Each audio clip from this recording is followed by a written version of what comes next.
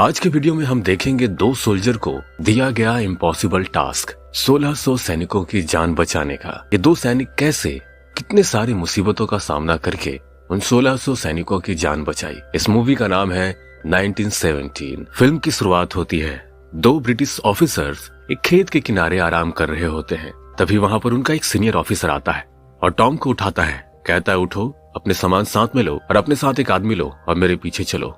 फिर टॉम अपने दोस्त विल को अपने साथ लेकर के ट्रेंच के अंदर से होते हुए फाइनली जनरल के बंकर तक पहुंचते हैं। टॉम विल से कहता है कि जनरल खुद यहाँ पर आए हैं, इसका मतलब मामला कुछ सीरियस है। फिर वो दोनों जनरल से मिलते हैं। फिर जनरल उनको बताता है कि हमारी सेकंड बटालियन एक षड्यंत्र का शिकार बनने वाली है जिसमें 1600 सैनिक हैं और उस सेकंड बटालियन में टॉम का बड़ा भाई भी है और उस सेकंड बटालियन के कमांडिंग ऑफिसर है कर्नल मैकेंजी। अभी हम यहाँ हैं और हमको यहाँ पहुँचना है। कल तक किसी भी प्रकार से मैकेंजी को ये खबर पहुंचानी है कि जर्मन्स ने एक ट्रैप बनाया है। अगर सैनिक आगे बढ़े तो वो मारे जाएंगे, इसलिए सैनिकों को आगे बढ़ने से रोकना होगा। तुम दोनों को कैसे भी करके कल सुबह तक ये लेटर कर्नल मैकेंजी को देना होगा और ये वॉर रोकना होगा। फिर यहाँ से शुरू होता है इन दोनों का इम्पॉसिबल टास्क, क्योंकि रास्ते पर बहुत सारे बंकर्स हैं, ट्रेंच हैं जो जर्मन के द्वारा बनाए गए थे। इन सबको पार करते हुए इन दोनों दोस्तों को कर्नल मैकेंजी को ये लेटर पहुंचाना होगा और वहां से आगे बढ़ते हैं लास्ट सिक्योर लाइन की तरफ। विल टॉम से कहता है कि हम रात को यहाँ से निकले तो ज्यादा सही रहेगा क्योंकि दिन को जाना खतरे से खाली नहीं है। तो टॉम कहता है नहीं, मुझे अभी जाना होगा, मेरा भाई वहाँ है, तुम अगर नहीं जाना चाहते तो मत जाओ, मैं अकेले जाऊंगा। ये बोलकर टॉम वहाँ से जल्दी जल्दी जाने को लगता है। रास्ते पर कुछ सोल्जर से उनकी झड़प भी होती है क्योंकि ये जल्दी जल्दी में लोगों से टकराते हुए जा रहा है। विल उनसे कहता है कि हमें जाने दो, हमें डायरेक्ट ऑर्डर मिला है जनरल से। तब फिर ये फाइनली लास्ट सिक्योर पॉइंट पे पहुंचते हैं। फिर यहाँ से उनको छुपते हुए आगे बढ़ना होता है। यहाँ का मंजर पूरा डेडली है। जानवर मरे पड़े हुए हैं, लोगों की लाशें बिछी पड़ी हैं, जमीन में बड़े बड़े गड्ढे हो रखे हैं। ये छुपते हुए आगे बढ़ते हैं। ऊपर आसमान में जेट्स फ्लाई कर रहे हैं, इनसे भी इनको छुपना है। इंसानों के सड़े गले बॉडीज पड़े हुए हैं।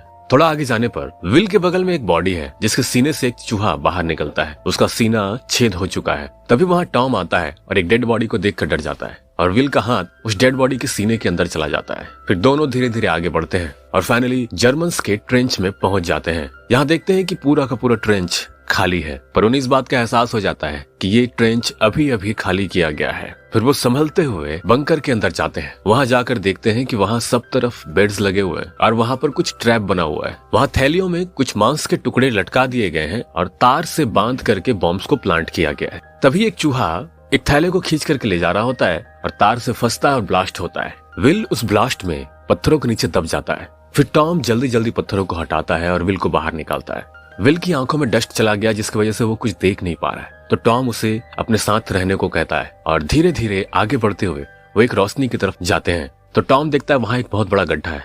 तब टॉम वहाँ से जंप मार के पार हो जाता है। तो विल से कहता है कि तुम भी जंप मारो। विल कहता है मुझे कुछ नहीं दिखाई दे रहा है। तो टॉम कहता है मुझ पर बिलीव करो और जंप मारो। तब विल भी वहाँ से जंप करता है। फिर दोनों ट्रेंच से बाहर आते हैं। विल अपना चेहरा अपनी आंखें धोता है। फिर वहाँ देखते हैं चारों तरफ हथियारों के खाली मलबे पड़े हुए हैं। ये जर्मन्स अपने साथ अपने मशीनरीज को वापस लेकर के नहीं गए, उन्हें खराब करके यहाँ पर छोड़ गए। फिर ये दोनों धीरे धीरे करके वहाँ से बाहर निकलते हैं। ये देखते हैं कि जर्मन्स ने पेड़ तक को काट दिया। फिर वो एक घर पे जाते हैं और उस घर की तलाशी लेते हैं। वहाँ कोई नहीं रहता। फिर विल घर के बाहर आता है और वहाँ देखता है कि एक गाय चर रही है। फिर वहीं पर उसे एक बाल्टी दिखता है जिसमें दूध रखा हुआ है। दूध अभी भी गर्म है। फिर थोड़ा सा दूध वो जल्दी जल्दी पी लेता है और थोड़ा दूध अपने पानी के जार में भर लेता है। तभी वहाँ टॉम भी आ जाता है और ये दोनों देखते हैं कि ऊपर इनका और जर्मन्स का जेट का फाइट हो रहा है। तो विल कहता है कि डेफिनेटली हम ही जीतेंगे क्योंकि दो जेट्स हमारे हैं और एक जेट जर्मन्स के। तो होता भी कुछ ऐसा है, जर्मन का जेट शॉर्ट होता है और वो नीचे गिरता है और वो जेट सीधे क्रैश होते हुए विल और टॉम के पास आकर के रुकता है। इसमें आग लग चुकी है, पायलट को भी आग लग चुकी है।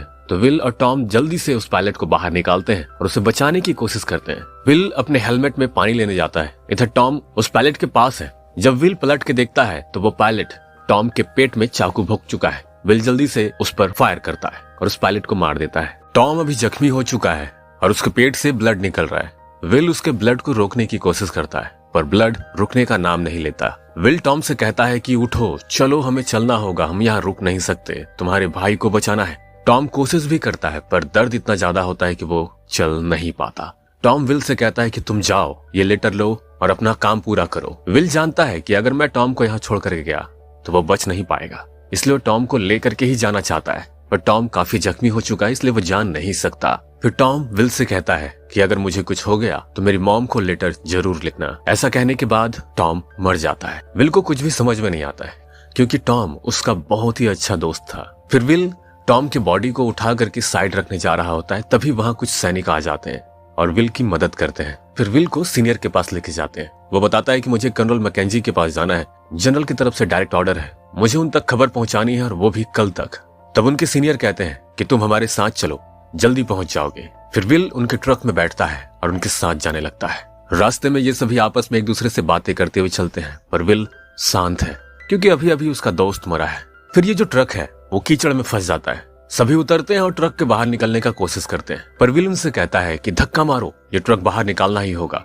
जब विल ऐसा कहता है तो कुछ ही लोग धक्का मारते हैं। तब विल उनसे रिक्वेस्ट करता है कि प्लीज सब मिलकर के धक्का मारो, मुझे जरूरी है यहाँ से जाना। तब जाकर के फाइनली सभी के सभी धक्का मारते हैं और वो ट्रक बाहर निकलता है। यहाँ एक टूटे हुए ब्रिज के पास ट्रक रुकती है। सीनियर ऑफिसर विल को कहते हैं कि यहीं से तुम्हारा सफर शुरू होगा, यहाँ इस ब्रिज को क्रॉस करके तुम आगे जाओगे तब तुम 2nd बटालियन तक पहुंच जाओगे। फिर वो ट्रक्स वहां से चली जाती है। विल उस टूटे ब्रिज को क्रॉस करने की कोशिश करता है क्योंकि ये टूट चुका है और ये भीगना भी नहीं चाहता, तो ब्रिज के ऊपर से चढ़ करके ये क्रॉस करने लगता है। तभी उस पर गन फायर होता है क्योंकि सामने ही एक मकान है 2 मंजिला, वहां पर कोई है जो विल पर फायर कर रहा है। विल छुपते हुए आगे बढ़ता है और उस पर 2-3 फायरिंग भी करता है। शायद उसे एक बुलेट भी लगती है क्योंकि अब वहां पर गोली चलना बंद हो चुका है। तो विल जल्दी जल्दी उस घर के अंदर जाता है। यहाँ 2nd फ्लोर पे दरवाजा खोलते ही एक जर्मन सैनिक है जो विल पर भी फायर करता है और विल भी उस पर फायर करता है। विल को गोली तो नहीं लगती, लेकिन बचने के चक्कर में वो सीढ़ियों से नीचे गिर जाता है और कुछ समय तक वो वहीं बेहोश रहता है। विल को जब होश आता है तो देखता है कि उसके सर से खून निकल रहा है और वो सीधे जाता है उस जर्मन सैनिक को देखने के लिए। वो मर चुका है। वो साथ ही साथ देखता है कि रात भी हो चुकी है। फिर वो बाहर आता है। यहाँ जर्मन सैनिक हवा में लाइटिंग फ्लेयर जला करके रोशनी करते हैं, मतलब रात को भी दिन जैसा माहौल दिखता है। यहाँ चारों तरफ टूटे हुए मकान के मलबे हैं और इस एरिया को जर्मन्स ने कैप्चर कर रखा है, मतलब जर्मन कहीं भी हो सकते हैं। फिर विल धीरे धीरे आगे बढ़ता है तो उस पर फायरिंग होना शुरू हो जाता है। वो छुपते छुपाते आगे बढ़ता है, लाइटिंग से बचता हुआ। फिर उसे एक जर्मन सैनिक देख लेता है तो विल वहां से बचते हुए एक बेसमेंट में छुप जाता है। यहाँ पर इसे एक लड़की दिखाई देती है जो बात करने पर समझ में आता है कि हाँ ये फ्रेंच है। वो लड़की इससे डरती है, उसे लगता है कि ये जर्मन्स हैं। तो विल कहता है कि मैं दुश्मन नहीं हूं, मैं दोस्त हूं। फिर विल उससे बताता है कि मुझे यहाँ पर जाना है। फिर वो लड़की उसे बताती है कि तुम नदी को क्रॉस करोगे तो उसके बाद वो जंगल है जहां पर तुम्हारी फौज है। फिर थोड़ी देर बाद विल को चक्कर आने लगते हैं क्योंकि उसके सर में जो चोट लगी है उसकी वजह से काफी खून बह चुका है। तो वो लड़की उसे वहीं बैठने को कहती है और उसके सर का इलाज करती है। फिर थोड़ी देर बाद वो लड़की एक बच्ची को लेकर के आती है, विल को दिखाती है। विल उस बच्ची को देख करके काफी भावुक होता है क्योंकि इस जंग के दरमियान वो अपनी फैमिली को बहुत मिस कर रहा होता है और बंदूक, गोला, बारूद के अलावा उसने कुछ नहीं देखा होता है काफी समय से। विल उससे पूछता है क्या है तुम्हारी बच्ची है? तो लड़की कहती है नहीं, मुझे ये मिली है।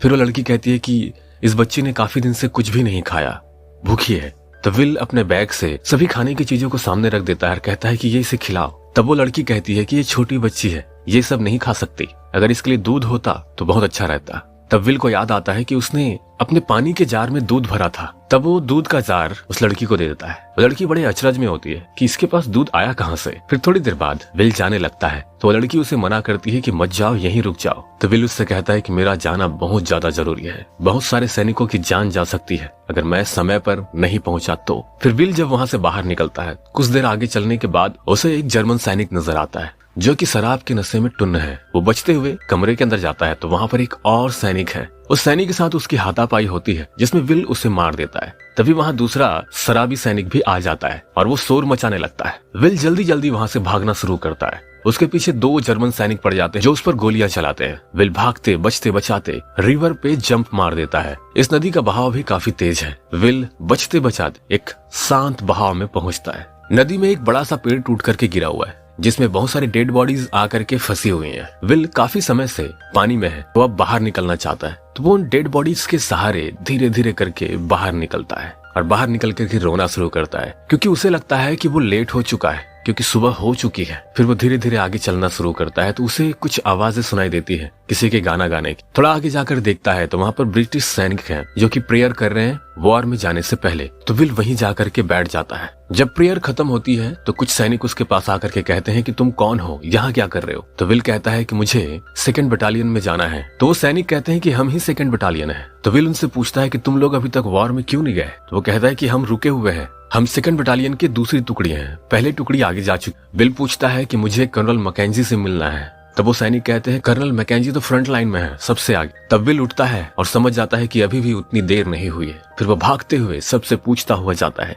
कि कर्नल मैकेंजी कहाँ मिलेंगे। ऐसे पूछते हुए वो आगे बढ़ते हैं। यहाँ लाइन से सभी के सभी सैनिक वॉर पे जाने के लिए तैयार हैं। विल इन सैनिकों को देखता है क्योंकि इतने सारे सैनिक बस कुछ ही पल बाद मारे जाएंगे, इसलिए विल अपनी जान की परवाह किए बिना आगे बढ़ता है। यहाँ पर बमबारी हो रही है, कई सारे सैनिक मर भी रहे हैं, पर विल आगे बढ़ता जा रहा है। वो यहाँ के सीनियर ऑफिसर से पूछता जा रहा है। एक सीनियर ऑफिसर विल को बताता है कि मैकेंजी यहाँ से 300 फीट दूर एक बंकर में है। विल देखता है कि अगर नीचे से गया तो वहां तक जाने में काफी देर हो जाएगी, इसलिए विल ऊपर चला जाता है और ऊपर जाकर के जाने लगता है। तभी विल को देखकर बाकी सैनिक भी उसके साथ ऊपर आ जाते हैं और दौड़ते हुए सभी के सभी आगे बढ़ते हैं। विल के सामने तो और भी ज्यादा चैलेंजेस आ गए क्योंकि अब विल इन फौजियों से टकरा टकरा करके नीचे गिर रहा है। फिर भी विल आगे बढ़ता है और फाइनली कर्नल मैकेंजी के बंकर तक पहुंच जाता है। पर वहां पर 2 गार्ड रहते हैं जो विल को अंदर जाने से रोकते हैं। पर विल जैसे तैसे अंदर पहुंचता है और कर्नल मैकेंजी से कहता है कि ये युद्ध रोक दो। कर्नल मैकेंजी कहते हैं तुम हो कौन।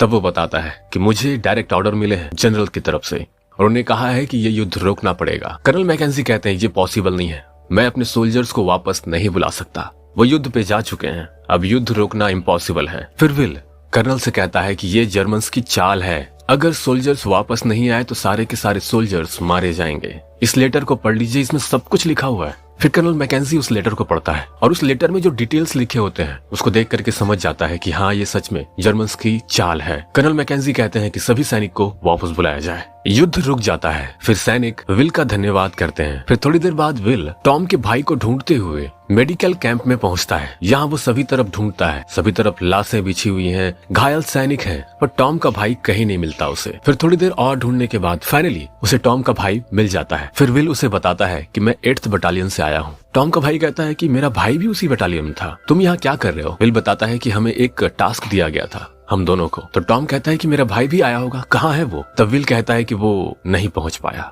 रास्ते में एक हादसा हो गया था। फिर विल टॉम के हाथों से निकाली अंगूठी और लॉकेट को टॉम के भाई को देता है और कहता है कि आपका भाई बहुत बहादुर था, वो लड़ाई से पीछे नहीं हटा। तब टॉम का भाई बहुत प्राउड फील करता है। फिर विल कहता है कि मैं आपकी मॉम को एक लेटर लिखूंगा, मैं लिखूंगा कि टॉम अपने देश के लिए कितनी बहादुरी से लड़ा, वो मेरा एक बहुत अच्छा दोस्त था। इतना बोल करके विल वहाँ से चला जाता है और एक पेड़ के नीचे आकर के बैठ जाता है और अपनी फैमिली का फोटो निकाल करके उसे देखता है क्योंकि काफी समय से वो अपने फैमिली से नहीं मिला। दोस्तों ये कहानी यहीं पर खत्म होता है। ये वर्ल्ड वॉर 1 की कहानी है और ये सच्ची कहानी